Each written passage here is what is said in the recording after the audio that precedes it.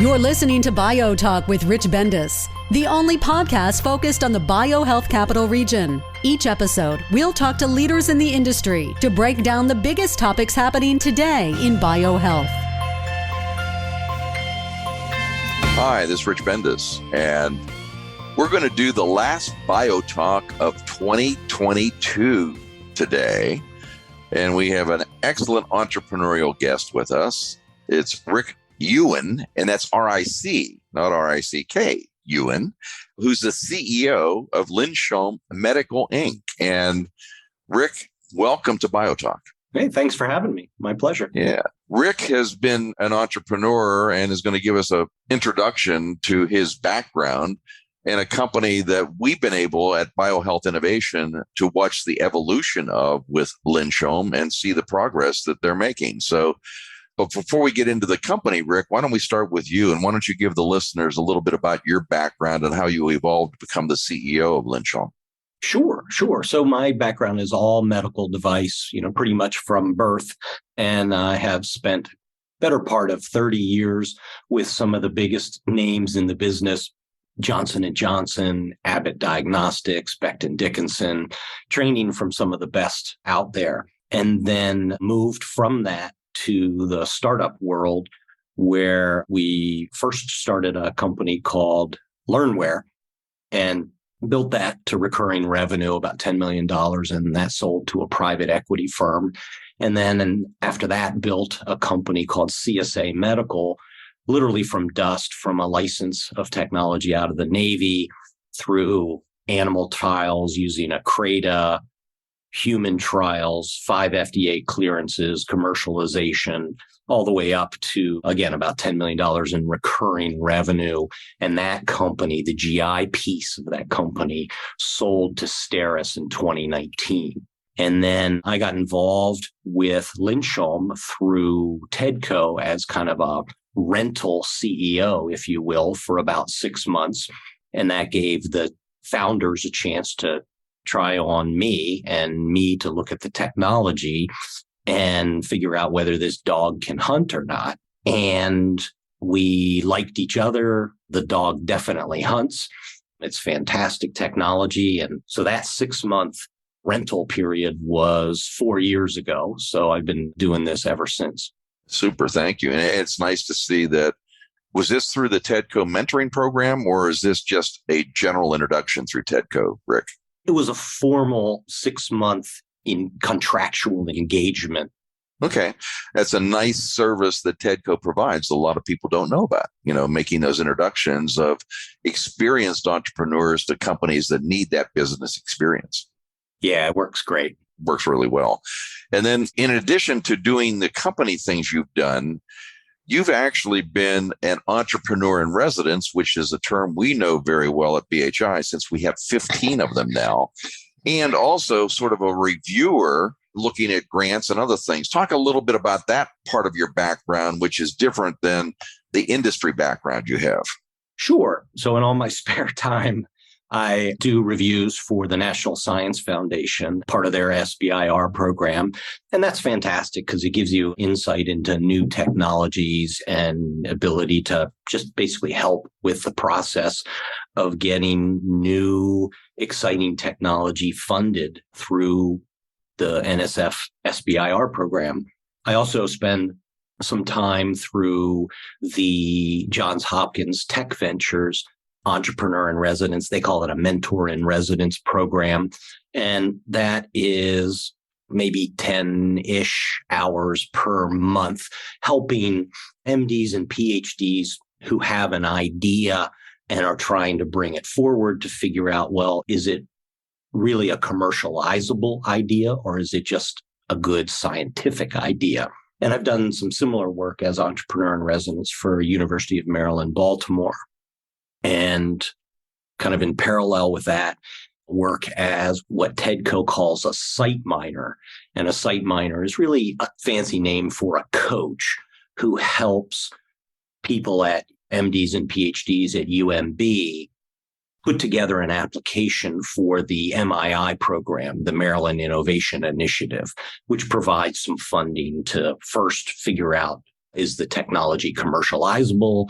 And then if so, a next stage, actually forming a company and getting it on its feet. I think that everybody appreciates that you're contributing back some of your knowledge to other emerging entrepreneurs within Maryland through these different programs. You probably know Albine Martin, who's with BioHealth Innovation as an EIR, who's also a site miner and works at Johns Hopkins, connected with the MII program. And for the people who don't know about the MII program, it's a fantastic program which TEDCO administers, where researchers and scientists, academic institutions that are supported by the MII program get access to funding, which would almost be like an early stage small SBIR phase 1 grant to help evaluate the commercial potential of the science that they're working on. And a lot of them don't even have any business experience. And people like Rick get to contribute and mentor them based on the business side of the science that they've been working on to evaluate whether or not there might be any market potential. And I think it's really a neat program for our ecosystem, which does not exist in a lot of the other places in the United States. It really doesn't. It's quite unique and it's enjoyable. It's fun work to do because you get exposed to all kinds of new technologies, some surgical, some diagnostic, some therapeutic, and you either help them forward or you help them pivot to something that is commercializable, because all ideas, arguably most ideas, are not. Right. And then sometimes it's basically good to say, hey, this dog doesn't hunt, and you might focus on something else. But it's sometimes good that they find out early that there's no path to commercialization, rather than really investing a lot of time in something where there's 3 or 4 other people already in the marketplace doing the same thing. Yes, it's a painful lesson to get 3, 4, or 5 years downstream, have spent $3, $4, $5 million and realize that your device is off target. Right. Well, I think that's not a problem for Linshom. So let's talk a little bit about the history of Linshom, and you can introduce the company and basic introduction to the technology at Linshom. Sure. So Linshom is the Hebrew word for to breathe. So not coincidentally, we are in the respiratory monitoring business. So basically, we are the first and only right now to deliver an operating room quality respiratory profile to the patient bedside. So when you're in the operating room or the intensive care unit, God forbid, you get fantastic monitoring. The equipment there is great and works extremely well. The challenge is when you leave that environment and land in the PACU, post-anesthesia care unit, or the general care floor, or say you're entering the healthcare system through the emergency room, there really is not respiratory monitoring. The current standard of care is nurse monitoring, kind of eyes on the patient, and intermittent pulse oximetry, the finger monitor that we're all very familiar with now post-COVID or during COVID. Which continues today. Which continues. Yeah, I had it last week. So that's the standard of care, and that is not respiratory monitoring at all. So we propose to put respiratory monitoring, continuous, predictive, 24/7 on every patient at the bedside. And we have a small wearable sensor that allows us to do that. And it would stand to reason that we can intercept, there's about 2 million avoidable codes per year in the US, and 75% of those are respiratory in origin. So we can intercept a lot of these disasters simply by monitoring somebody's full respiratory profile at the bedside all the time. And whose idea was it to develop this technology, and where did it evolve from? So it evolved from 5 founders who, one was an MD anesthesiologist who saw this problem, this lack of respiratory monitoring problem, and saw some of the disasters or catastrophes that occurred by not having continuous monitoring. And just fortunate, the family had a brain trust, meaning an MD in the family, as well as a PhD physicist father and an computer science engineer brother. Wow. So so this brain trust got together and basically put together, along with another electrical engineer, the first prototype sensor, and did some testing at Harvard to compare it to the gold standard for respiratory rate, which is capnography or CO2 monitoring. And it's dead on, 1-for-1 almost with that. And then also compared it with a ventilator to measure tidal volume. So one of the unique differentiators of Linshom, we're really the only device on the planet Earth that, outside of the operating room and the intensive care unit, that can deliver that full operating room quality respiratory profile. And that includes tidal volume, or the amount of air that you move with each breath. And that's the measure of the quality of your respiration. And you need that in addition to respiratory rate to really understand whether a patient is improving, stable, or declining. With the family brain trust that you described there, did they basically self-fund getting this to a working prototype stage? And did any of them really have any industry experience to bring to the table? Or was really their brain trust more in the scientific and technical knowledge related to the device? Yeah, the latter. No real medical device industry experience. So your first question is, yes, it was self-funded with about $3 million of founder funding, if you will, to get to that working prototype.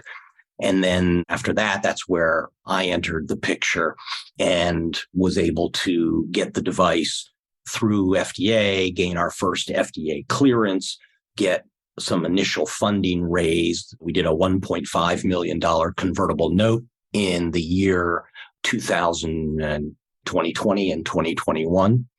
And at that same time, we got some non-dilutive funding to come in. We secured $800,000 phase 1 and phase 2 SBIR with the U.S. Air Force. They have a dual use program where they want to see technologies that can be used for the military healthcare and civilian healthcare. And we all like to breathe, so we qualified in the dual use quite well. And then just recently, in September, we were awarded a $2.4 million SBIR Fast Track Award to conduct a clinical study that's starting in about a month at Ohio State. And then when that's complete, to do some significant miniaturization engineering to get our device even smaller for a wearable form factor, like for home monitoring. And BHI was critical, integral to that SBIR application and award. I'm going to circle back to that. Thank you for that. Our team is extremely experienced in helping companies like yourself apply for the non-dilutive funding at NIH or NSF or other federal agencies. The support for the company has really been the Maryland ecosystem, which has just been absolutely unbelievable. We've had support from TEDCO, from BioHealth Innovation. The Maryland Momentum Fund put some early funding into the company. TEDCO's putting some Series A funding in as we speak. The Maryland Department of Commerce has paid for meeting attendance like AdvaMed, and Maryland Industrial Partnerships, or MIPS, recently awarded Linshom a $90,000 grant for a small clinical study at the University of Maryland, Baltimore. So the Maryland ecosystem has been critical all along the path, and we're remarkably fortunate to have so many levers at our disposal to help the company mature and grow. And based on your mentoring and entrepreneur and resident experience and reviewer experience, I think that's one of the things you bring to this party is you know where these resources exist. You had some existing relationships, and that was one of the things you could bring to this enterprise at Linshom is these introductions in this network, which really is amazing to the extent that the resources exist at almost every stage of the evolution of a company as you're trying to begin in a life science biotechnology or biohealth company.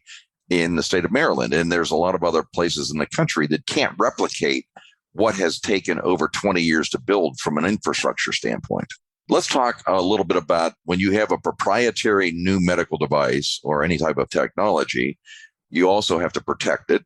And this world that we live in life sciences and medical devices, there's also this regulatory path you have to go through. So talk a little bit about the intellectual property history and protection, as well as the clinical regulatory status of the company at this point and what you've achieved.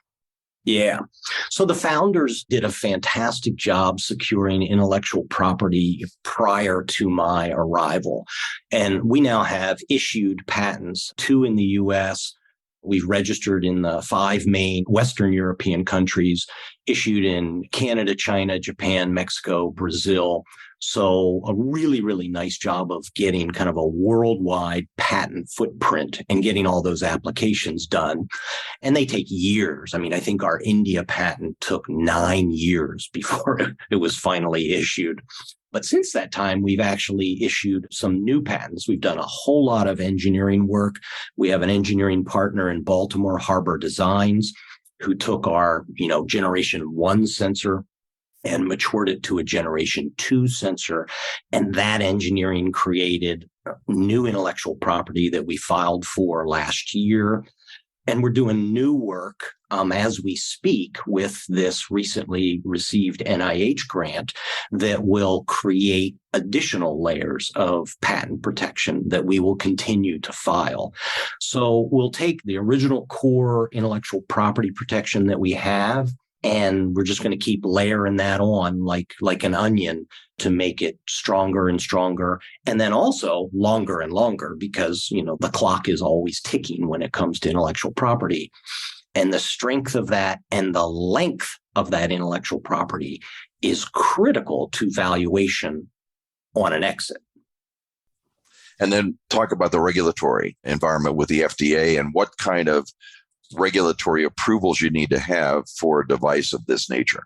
Sure. So when I entered, we were at a regulatory stall, if you will, and we were able to get that moving and get our submission in front of the FDA and get it FDA cleared. So we are a class 2 medical device, which means we go through the FDA 510K process. And in that, you're basically you're proving equivalence of your device to something that is existing or already cleared. And that's called your predicate device. So we assembled 2 devices as current predicates. For us, it was uniquely challenging because, as I've said before, there's no other device outside of the operating room or the intensive care unit where you get tidal volume, the measure of air you move. So because there's no device that gives you respiratory rate and tidal volume, we actually had to assemble more than one predicate, a predicate and a reference predicate, where we compared respiratory rate for one and tidal volume for another. And it was challenging, but it took about a year, and we got the data together comparing A versus B and got our clearance. And then as you continue to make enhancements, you also have to get approvals on the enhancements you make to the technology as well, correct? Yeah, depending upon the extent of that change. So some changes are minor, and the FDA allows you to do what's called data to file. You basically do a verification and validation, and you have that data that shows the change that you made is identical to what was originally there. But then as you do more and more of those small changes, or you do a significant change, then it does require a new filing. So for example, our device is currently approved, or cleared is the proper term, for use in a supplemental oxygen mask. Our next product, the smaller, the miniaturized version, will put into a nasal cannula, the prongs you put in your nostrils for supplemental oxygen. So that smaller product will be our second device, and that will need to go through the full FDA clearance process because the FDA views it as a system the plastic that holds the sensor and the sensor, that is a system, and that whole system has to be put in front of the FDA and cleared. What do you consider your current commercialization plan for first device, second device? What do you see as timing for that? So we start a clinical study at Ohio State University Medical Center in January, led by Dr. Richard Ehrman, who is the PI for the NIH grant that we received and is also chairman of the department out there. And that study will be comparing our device to current standard of care, and we believe will be proving our early detection capability, early detection of what's called RDE, respiratory decline events. So we'll be able to give clinicians advance notice of patient decline. That study will take about 6-ish months to complete. So about mid-year next year, with 2023, we'll be expanding that from one site to 4 or 5 sites. So that'll be what we'll call a soft launch, be a small expansion, but a commercial expansion. And while we're going to those additional 3 or 4 sites, we'll similarly be collecting more and more data. And then we'll use that data at the end of 2023 to arm distribution force. So we've been talking to 4 or 5 regional and national distribution forces that specifically focus on respiratory and pulmonary. So they've got the call points, they've got a few hundred W-2 employees, feet on the street, and we'll arm them with our data and they'll take our device to market. Sounds like you've put together a clear IP, regulatory, and clinical pathway to get into the marketplace, and you've got the funding now to enable you to get that to a certain stage. So let's just talk a little bit about that funding history, which you talked about earlier. You talked about the family putting in $3 million to start, $1.5 million round. And that $1.5 million round, that was pure equity at that point when that $1.5 million was raised, Rick? That was a convertible note. Convertible note. Okay. That on March 10th, when we moved from an LLC to a C Corp, that convertible note converted to Series A preferred shares. Gotcha. And was that non-family members involved in that convertible note? That's correct. Yeah. Correct. So that was outside investors. So that's great validation and credibility for the company to have achieved that. Then how did the Air Force come into play with this technology? So in parallel with the convertible note financing the company, we applied for the U.S. Air Force SBIR program, and they have a specific medical innovation program called their dual use program. And we applied to that, and it starts off small. Their phase 1 is really small. It's $50,000. It's a small application. It's pretty easy. And you're basically pitching your idea.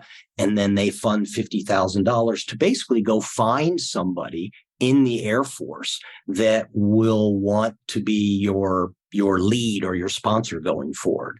So we successfully did that. And then our phase 2 was another $750,000, $750,000. And that money was what drove the movement from our generation 1 sensor, one piece, a little big, a little heavy, clunky, to a small 2-piece sensor that basically was the key that unlocked our business strategy, which is a reusable piece and a disposable piece. So now we have a razor blade business strategy, and we're selling a single-use disposable medical device. When you mentioned dual use, a lot of people don't know what that probably is, but dual use, from what I understand, is basically it has Air Force or military application, but also has application in the commercial market for the public use. So that's something that I think Congress likes to see, not something that's just being utilized within the military or in government uses, but also something that can benefit people in healthcare in the general public. That's exactly correct. Correct. Super. Then the next round of financing, which you just secured in September, is a fast track SBIR for $2.4 million, which is significant funding. Well, let's talk to the listeners a little bit about the fast track process and how that differentiates from people going through a phase 1 to a phase 2, but you have direct to phase 2 and you have fast track. So explain a little bit about why you decided to go the fast track route and how that differentiates from the standard SBIR process. Sure. So the standard process is phase 1 application, a few $100,000 award, you complete it, then phase 2 application, and then you apply for that and you get that award. And there is a long pause between that phase 1 and phase 2, at least a year, probably more. And what the fast track allows you to do is apply for phase 1 and phase 2 simultaneously. And the reason we did that is we actually talked to the program manager at NIH who said and suggested that we should apply for fast track. After we familiarized them with our device, our plans, they basically came back and said, you should apply for fast track because now you avoid that break, that delay between phase 1 and phase 2. So we did. And the awards are still about the same. You know, your awards in phase 1 are a few $100,000 and the bigger money doesn't come until phase 2 and you successfully perform on your phase 1. So that's where we are right now. We're starting our phase 1 now. We have this clinical study of a few hundred patients to complete, and our successful performance on that will be the key that will unlock then our phase 2. So phase 1 is year 1 and phase 2 is years 2 and year 3. Let's talk a little bit about timing. When did you first think about applying for the fast track after you had talked to the program manager? How long did that process take? And when did BHI enter the picture, and why did they enter the picture? And what did they add value to that was not resident within the company to complement your proposal process? Sure. So BHI entered the picture from the get-go, from the very beginning. We clearly needed assistance on assembling an SBIR application, writing it, fine-tuning it. We just didn't have the bandwidth or the expertise, quite frankly, in doing that. So we worked with Ashwin at BHI, who is absolutely stellar, fantastic. And we wouldn't have the award had we not worked with BHI. There's just no question about that. Your second question is how long? And the answer is long. It took us about 2 years. So we submitted and we got a score, and it wasn't a bad score, wasn't a great score. So then you wait till the next submission cycle, and then we resubmitted. And in that resubmission, our score went down 5 points. So now we had a better score, and it didn't get funded. And we were waiting, and we were actually in the process of the next submission when in September we got notice that the second submission was funded. That is fantastic. I think what it says for all entrepreneurs who are exploring non-dilutive funding through government bodies is that you need a parallel path with financing, because you can't predict if and when you're going to ever win any government financing through the SBIR program. But when it does come, it does help you accelerate your development and your plans to get closer to commercialization for the company. But we advise everybody, don't look at government funding as the only funding source that you're going to be able to use to fund your company's growth, because you're going to need multiple sources of funding, because you can't depend on that government funding. You absolutely cannot, because the award rates are in the 20, 30, maybe 40 at most %. So those are not great odds to stake the life of your company on. And then even more unpredictable than that is the timing. So you really have to fund your business and close your eyes to the non-dilutive funding. But the only way you're going to get non-dilutive funding is to apply for it and reapply and continue with serious persistence. We've talked to a number of entrepreneurs who failed the first time, and they said, we put so much energy in this, we didn't get funded, so they drop it. the key is if you're going to go down this path, it takes patience and persistence. And once you get into the system, and a lot of people don't know this, one of the institutes we've studied, National Heart, Lung, and Blood Institute, the average company over the life of their history with funding with that institute, once you get into the system and they like your science, has the ability to get over $10 to $12 million in funding just from one NIH institute if you continue to progress with your science and technology towards the marketplace. Well, that's good news. I didn't know that. So I'm happy to hear that there's a bright future down that path. On your first point, we were actually coached by BHI from the get-go that this would not be a single submission. We went into this with eyes wide open saying, you know what, we're going to do our first submission and we're going to get a score and get reviewer feedback. And that's the fodder that we're going to then use to improve the application for the second round. And I think you go into it knowing that it's going to take at least 2 rounds of submissions to get funded. Right. And the other thing is, for people who don't know it, they have submission dates within NIH, January 5th, April 5th, and September 5th. So if you're ready to go in May or June, you're going to have to wait until September for that submission date, because most of the institutes stay with those dates throughout the year. So I want to thank Ashwin for the great job he did in working with you, and also for your diligence and persistence and continuing to go through that process, because it certainly has paid dividends to you, Rick. So thank you for that detailed explanation of the process and how the BHI team was able to help you.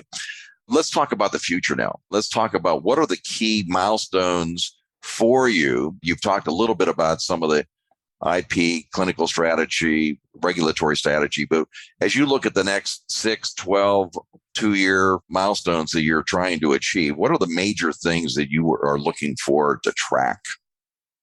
Sure. Well, the first one is funding, right? We have to keep feeding the company, feed the beast so that we can keep going. So we're in the middle of a Series A round. Currently, it's a $3 million Series A. We've raised about $1 million. So we have about $2 more million to fund, if you will. So that's probably, top priority.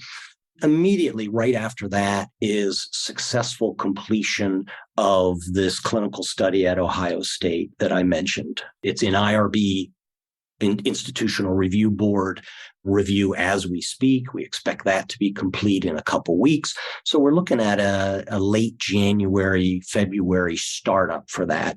And that'll enroll for about 6 months. So that's critical because, one, will be the seminal data that will show our early warning detection capability. And then in parallel with that is really to get that funding, that completion of that study and submission of that report to NIH is what unlocks that phase 2 funding I mentioned earlier. And that funding will begin the next generation of engineering, if you will, where we need to miniaturize everything so that we can get the sensor, the wearable sensor, into smaller and smaller form factors. And eventually we're going to take it into the home market. The idea is to have a simple, unobtrusive wearable sensor that patients, COPD patients, chronic heart failure patients can wear in their living room. And we identify these declines well in advance, and we help the clinical team intervene before it's a trip to the emergency room and a disastrous intensive care unit admission. So that's really where we're going over the kind of the short, medium, and long term. The thing that's interesting is that entrepreneurial CEOs spend a disproportionate amount of time on that funding word you keep saying, right? Because if you don't have the funding, all of the other things you need to do, you can't accomplish. And before we actually started this podcast, and I'm with Ric Hughen, who is the CEO of Linshom Medical, and basically you're saying that you have an event that you're closing on today, and it's before the end of the year, and it's a nice way to go into the holiday season. Tell us about that event that's happening. Sure. We've been working on this for a couple of months, but Tedco's Maryland Venture Fund is putting $300,000 into the company, and that close is going to happen today. We've got all the documents signed, and we're expecting funds to transfer as we speak. Well, congratulations. And it also shows another Maryland resource in Tedco who's been very good to you, continuing to support the company. They weren't one off and basically just making the introduction. They're sort of putting their money where their mouth is through that introduction, which is really good because, a lot of people give you the shuffle off the buffalo. Hey, come in the door. We're going to tell you what you need to do. And then, oh, okay, go do it by yourself. But what I see about this ecosystem is people have stickiness. They basically are willing to stay with people through the good times and the bad times to help them get over those hurdles and grow their businesses. Yeah, I agree. And I think it also speaks to the Linshom story. It's an acute medical need in a gigantic market, almost $2 billion just in the US. So it's a really, really unserved medical need. And we have the technology, the device that fills that need, and have kind of just knocked the milestones down one by one to show that, one, we can actually produce the product that fills that need and that has the right medical economic value equation and will save money, save morbidity, and probably save some lives. Well, congratulations on getting to the stage you're at now. And is there anything that we didn't discuss you think the listeners would be interesting to know, Rick? If you'd like to participate in our Series A round, we are wide open, and just get a hold of me at rhughen@linshomforlife.com. Super. And any accredited investor is welcome to contact Rick. I think this has been fantastic. And thank you for going into the details you did about your evolution, the evolution of the company, and the evolution of the technology, because there are so many different things that are applicable to other entrepreneurs that can learn from this podcast, the experiences that you're going through and contributing to these founders who might have been just sitting there on an island by themselves if they hadn't been connected to someone like Ric Hughen, who has the experience to keep their science and their technology and their dreams going forward. Sure. And I'm easy to find on LinkedIn. So if there's somebody out there that wants to chat directly, I'm happy to talk. Spell your name so that that's another thing that would not be obvious to the people if they want to find you. Hughen, rhughen@linshomforlife.com. Super. And basically, every breath counts with Linshom, and every breath counts for Ric Hughen, the CEO, who's going to be guiding this as to another success story within the Maryland ecosystem. So, Rick, thank you for being on BioTalk. Have a great holiday season, and we'll catch you in 2023 and continue to support you in any way we can. Thanks for having me. Take care. Thanks for listening to BioTalk with Rich Bendis.